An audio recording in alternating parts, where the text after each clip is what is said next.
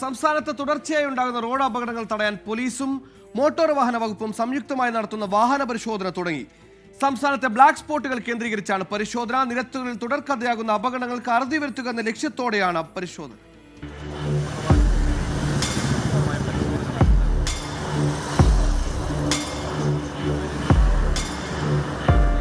വാഹനം ഓടിക്കുമ്പോൾ ഹെൽമറ്റ് ധരിച്ച് വാഹനം ഓടിക്കുക.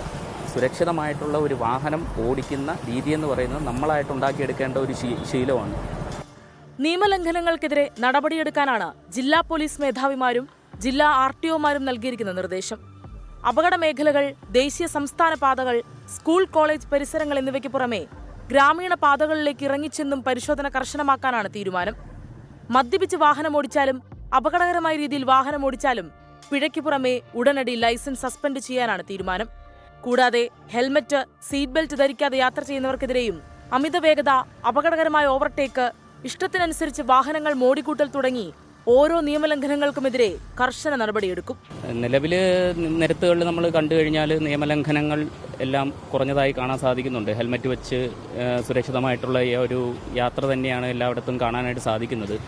പക്ഷേ എന്നിരുന്നാൽ പോലും അപകടങ്ങൾ പലയിടങ്ങളിലായിട്ട് സംഭവിക്കുന്നു.